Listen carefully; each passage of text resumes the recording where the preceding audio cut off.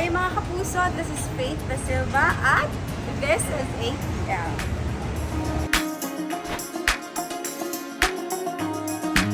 Ang gaganap na pinakabagong tagapangalaga ng brilyante ng apoy, which is si Flamara. Ang aking ama po ay sumakabilang buhay na at ang aking inang si Perena naman ay hindi ko makakasama sa aking paglaki. So, ako po ay orphan dito at mas marami pa tayong malalaman about the character of Flamara next year.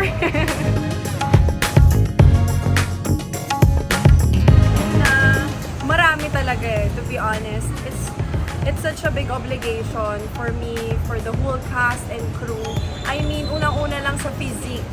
Kailangan hindi, ako personally, I cannot be too skinny or yung pagiging sexy, iba siya. I have to be physically fit.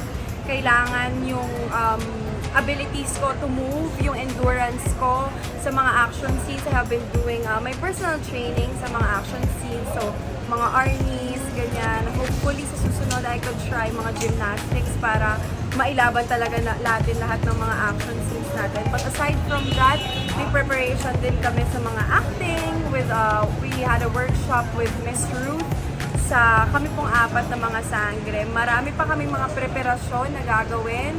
Pero sa ngayon, I think ang pinakamalaking preparation na ginagawa ko is yung mindset.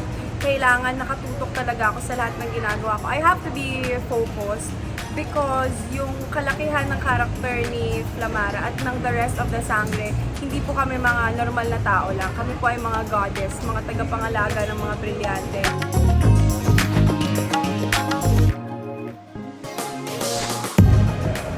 Well, I think karamihan sa atin dito sa Pilipinas, up until now, hirap pa rin tayo na makahanap ng liwanag sa dilim, di ba? I would use my voice. What?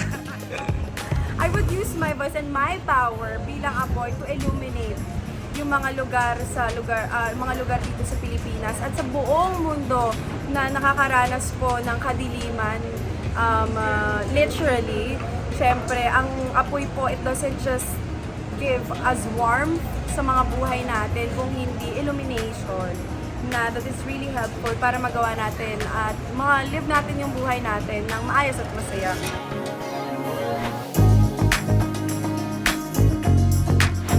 Well, unang-una pa lang, bata pa lang ako, I've always been drawn to fire. O maapoy po ako. Noon pa lang, the power that it holds, yun nga, yung warmth, yung illumination. But aside from that, if pwede lang na magkaroon ng hybrid ng lupa at ng apoy, di ba? Parang volcanic eruption ang atake natin. Pero simula noon hanggang ngayon, ang puso ko ay nasa brilyante ng apoy talaga. Kaya mag-aalab talaga tayo at mag-iinit tayong lahat.